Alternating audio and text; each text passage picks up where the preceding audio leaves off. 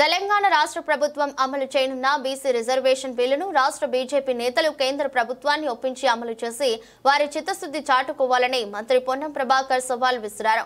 సిద్దిపేట జిల్లా హుస్నాబాద్ పట్టణంలో మీడియా సమావేశంలో మంత్రి మాట్లాడుతూ కేంద్ర ప్రభుత్వానికి ప్రజలపై ప్రేమ ఉంటే దేశమంతా కులగణనను చేపట్టి 42% రిజర్వేషన్లను అమలు చేయాలని తెలిపారు. తెలంగాణ ప్రభుత్వం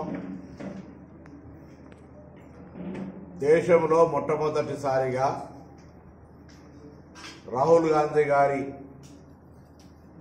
మా నాయకుడి ఎన్నికల ప్రామిస్ మేరకు భారత్ జోడో పాదయాత్ర సందర్భంగా దేశవ్యాప్తంగా తిరిగే సందర్భంలో ప్రజల ఆకాంక్షకు అనుగుణంగా ఎవరికెంతో వారికంతా రావాలని దేశంలో కాంగ్రెస్ అధికారంలోకి వస్తే దేశవ్యాప్తంగా రాష్ట్రంలో అధికారంలోకి వస్తే ఆ రాష్ట్రాల్లో కుల సర్వే చేస్తామని చెప్పిన దానిలో భాగంగా తెలంగాణ ప్రభుత్వం పక్షాన 1,00,000 మంది ఉద్యోగులను నియమించి 150 ఇళ్లకు ఒకరి చొప్పున కుల సర్వే జరిగింది.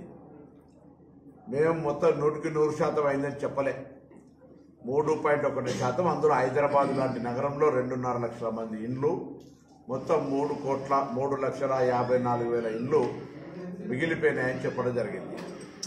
1,12,00,000 మంది ఇండ్లకు జరిగింది, 1,15,00,000 ఇండ్లకు గాను అని చెప్పినాం కూడా.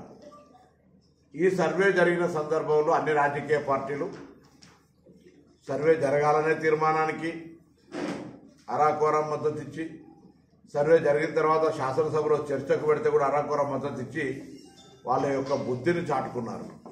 ఇలా జరుగుతున్న పరిణామంలో రిజర్వేషన్ల ప్రక్రియకు సంబంధించిన ఈ యొక్క సర్వే పరంగా కులాల సర్వేకు సంబంధించి అవమానపరిచే విధంగా మాట్లాడే సందర్భంలో గౌరవ ముఖ్యమంత్రి గారు నిన్న కూడా కాంగ్రెస్ పార్టీ శ్రేణుల ఉద్దేశంలో మాట్లాడింది, భారత ప్రధానమంత్రి గారు పుట్టు బీసీ కాదు.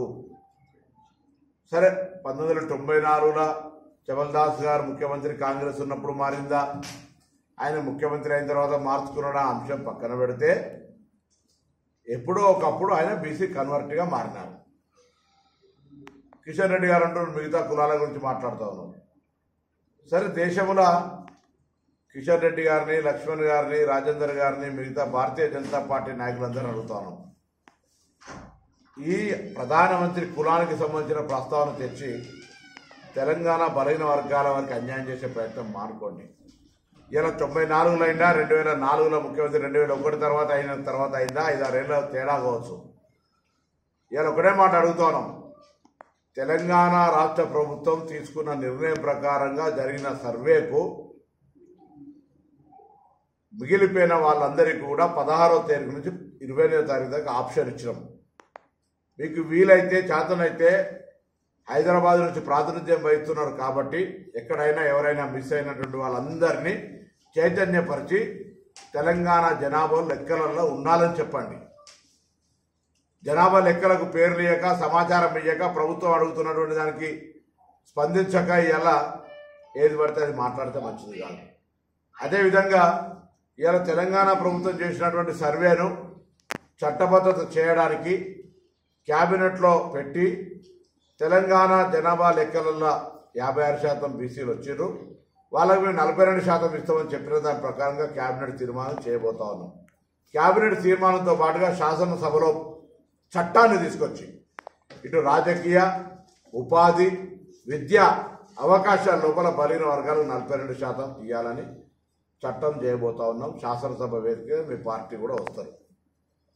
ఈ అంశానికి మీరు మద్దతు వ్యతిరేకం చెప్పండి అంతే.